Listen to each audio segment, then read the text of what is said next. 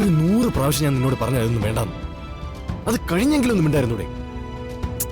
ഈ വീട്ടിലൊന്ന് സംസാരിക്കാൻ സ്വാതന്ത്ര്യമില്ലേ? ആവശ്യമില്ലാത്ത കാര്യങ്ങൾ സംസാരിക്കുന്നതിനേക്കാളും നല്ല നീ മിണ്ടായിരിക്കുന്ന. പൃഥ്വി,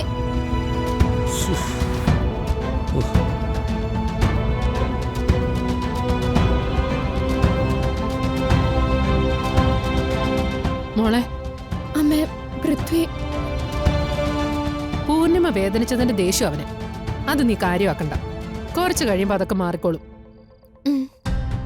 സത്യം പറഞ്ഞ എനിക്കിതെല്ലാം അങ്ങോട്ട് ഇഷ്ടപ്പെട്ടു.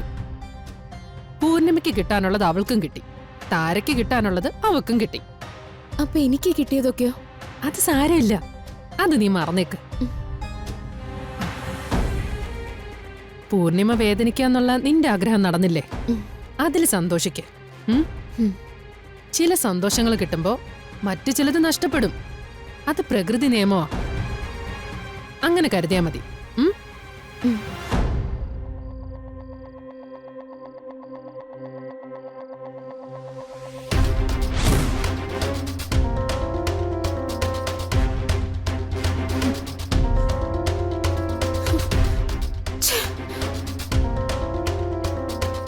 ആ പാർട്ടി ഇവിടെ വെച്ച് നടത്തണ്ടെന്ന് മഹാദേവൻ അങ്കിൾ അന്നേ പറഞ്ഞത്.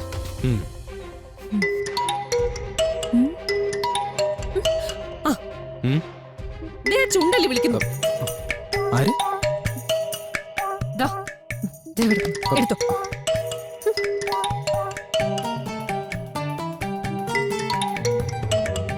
എന്താ കോൾ എടുക്കാത്ത? അത് സാരമില്ല. ഇനി ഇവിടെ കോള് വരുമ്പോ നിങ്ങൾക്ക് സംസാരിക്കണം. അപ്പൊ ഞാൻ ഇറങ്ങി പോണോ അല്ലേ? എന്തിന്? താൻ വിചാരിക്കുന്ന പോലെ ഒന്നും ഇല്ലെന്ന് ഞാൻ പറഞ്ഞല്ലേ.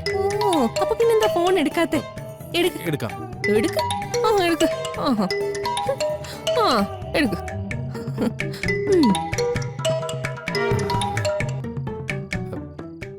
ഹലോ. ഹായ് കിരൺ, എന്താ പരിപാടി? അവൾക്ക് വേറെ പണിയൊന്നുമില്ല. അവളുടെ ഒരു നൈറ്റ് കോള്. വെറുതെ കിടക്കാനുള്ള പരിപാടിയിലായിരുന്നു. ആണോ?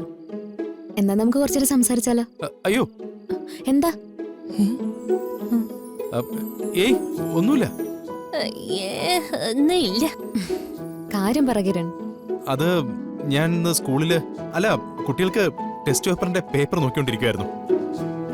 ഓ, അത് അവർക്ക് നാളെ കൊടുക്കണം. നമുക്ക് പിന്നെ സംസാരിക്കാം. ഓഹോ, ഫ്രീ ആണെന്ന് പറഞ്ഞിട്ട് ഫോണിൽ സംസാരിക്കാന്ന് പറഞ്ഞപ്പോഴേക്കും പെട്ടെന്ന് ടെസ്റ്റ് പേപ്പറും തിരക്കൊക്കെ വന്നോ? ആണോ? അല്ല, അങ്ങനെയല്ല. ഞാൻ പറഞ്ഞില്ലേ, വേറെ പരിപാടിയൊന്നുമില്ല. ഫ്രീ ആണെന്നാ ഉദ്ദേശിച്ചേ. ഓക്കെ, എന്തെങ്കിലും ആവട്ടെ. എനിക്ക് കിരണിനോട് കുറച്ച് കാര്യങ്ങൾ നേരിട്ട് സംസാരിക്കാനുണ്ട്. ഉടനെ തന്നെ നമുക്ക് നേരിട്ട് കാണാം. ഓ, ആയിക്കോട്ടെ ആയിക്കോട്ടെ. ഓക്കെ, ശരി, ഞാൻ വിളിച്ചോളാം. ഓക്കെ ഓക്കെ ഓക്കെ, ശരി. Okay, bye. കണ്ടോ, ഒന്നുമില്ല.